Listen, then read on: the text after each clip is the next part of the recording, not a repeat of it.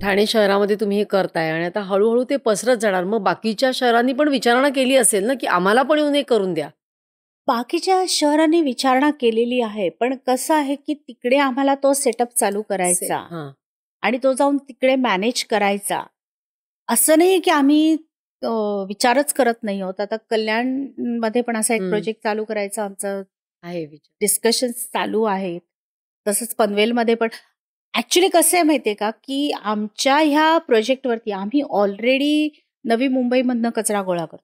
अच्छा, तुम्ही तिथपर्यंत आम्ही जाता. तिथपर्यंत पोहोचलेलो आहोत. म्हणजे नवी मुंबई पण फक्त फरक एवढाच आहे, की ठाण्यामध्ये आम्ही दररोज गाडी हे दररोज करतो. गाडी जाते. नवी मुंबईमध्ये आम्ही महिन्यातनं 2दाच जातो. हं. पण तरी तुला सांगते, की महिन्यातनं 2दा जेव्हा आमची गाडी जाते, तेव्हा नवी मुंबईमध्ये जे आमचे कॉन्ट्रिब्युटर्स आहेत, हं. 15-15 दिवस ते आपल्या घरात हा सुका कचरा सुका सांभाळतात. कचरा. हो.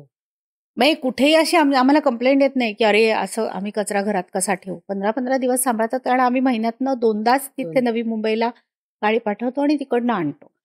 त्यामुळे कसं की आता त्या बाजूला म्हणजे नवी मुंबईमध्ये आम्ही आता प्रोजेक्ट चालू करत नाही आहोत. कारण तिकडचाच कचरा जर इथे येतोय आणि इथे मॅनेज होतोय तर मग पण हळू-हळू मला वाटतं ही पण एक कल्याण चळवळ होईल नाही का? कल्याण महानगरपालिकेमध्ये आमची बोलणी सुरू आहेत. तसंच इथे पण असं एक प्रोजेक्ट चालू करून द्यायचं. पण ही एक मला असं वाटतं, की एक खूप मोठी एक मूव्हमेंट आहे ही एक नाही का?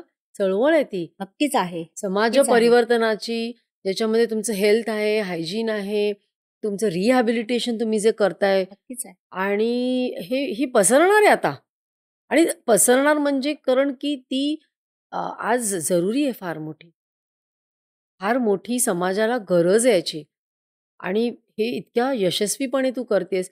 याच्यामध्ये अजून एक मला विचारायचं होतं, की आपण ज्याला जो म्हणजे झाडाचीच पालावाचोळा पडतो किंवा जी झाडं तोडलेली असतात, त्याचा पण कचरा होतो का काय? म्हणजे त्याचं काय तुम्ही करता?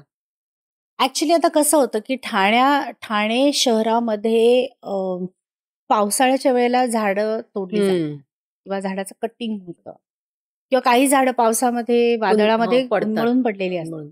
तर ही सगळी झाडं पूर्वी डम्पिंग ग्राउंडवरती जायची. जिथे कचरा जायचा डम्पिंग ग्राउंडवरती तिथेच ही झाडं टाकली जायची. आणि मग व्हायचं काय की मी तुला मगाशी म्हटलं तसं की मिथेन गॅसमुळे तिथे आग लागते. ती आग लागली की ती झाडं पेटायची आणि लाकूड म्हटल्यावर तर ती काय आग पसरायला वेळ लागत नाही. सो आम्ही मग असा विचार केला की आपण ह्याच्यासाठी काही सोल्युशन शोधू शकतो का. तेव्हा आमच्या असं लक्षात आलं की ह्याच्या आपण ब्रिकेट्स बनवू शकतो. मग आम्ही महानगरपालिकेशी बोलून त्यांना सांगितलं की जेवढी झाडं तुटतील किंवा जे काय असेल ते शेवटी महानगरपालिकाच गोळा करते. त्यांना आम्हाला आणून द्या, आम्ही त्याचं काय करायचं ते बघू. अशा प्रकारे मग आमच्याकडे हा झाडांचा सगळा कचरा येऊन पडायला लागला. सो आम्ही तिथे काही मशीन्स लावली. त्याच्यातलं पहिलं मशीन म्हणजे क्रशर आहे. आणि त्याच्यामध्ये ही जी मोठी झाडं जी असतात ती अख्खीच्या अख्खी झाडं टाकली जातात. ती टाकल्यानंतर त्याचा बारीक भुगा होतो. त्याच्यानंतर तो भुगा एका कन्व्हेअर बेल्टवरनं एका दुसऱ्या मशीनवरती चढवला जातो. त्याला ब्रिकेट मेकिंगचं मशीन म्हणतात. आणि त्याच्यामध्ये काय असतं की हा जो भुगा असतो तो इतक्या प्रेशरमध्ये तो कॉम्प्रेस केला जातो की त्याच्या असं एक लोफच्या लोफ बनतो विटेसारखा. वीटच बनते, फक्त ती गोल वीट असते. आणि ह्याचा उपयोग फर्नेसमध्ये कोलच्या ऐवजी केला जातो. म्हणजे ते बेटर आहे जास्त. ते जास्त बेटर आहे. म्हणजे एकतर तुला कोळसा त्याच्यासाठी वापरायला नको आणि तसं पण हे लाकूड तुझं फुकटच जाणार आहे. हे काही तू रिसायकल किंवा रियूज तर काहीच करू शकत नाही. ते आयदर तुझं जळणार किंवा त्याला दुसरं काही हे नाही किंवा कंपोस्ट होईल तेव्हा होईल. पण लाकूड ही गोष्ट अशी की ती कंपोस्ट जरी होणारी असली तरी त्याला इतकी वर्ष लागतात. मोठे जे लॉग्स असतात त्याला खूप वर्ष लागतात कंपोस्ट व्हायला. सो आता कसं झालं की हा जो कचरा आहे हा कचरा आम्ही ब्रिकेट्समध्ये कन्वर्ट केल्यामुळे तो परत रियूज व्हायला लागला किंवा ही जी झाडं होती ती रिसायकल झाली. सो कुठेतरी आम्ही एन्व्हायरमेंटला सपोर्ट केल्यासारखंच झालं. ही क्लिप शेवटपर्यंत बघितल्याबद्दल खूप खूप धन्यवाद. संपूर्ण एपिसोड बघण्यासाठी खाली दिलेल्या लिंकवर क्लिक करा आणि सर्व काही चॅनलला सबस्क्राईब करायला विसरू नका.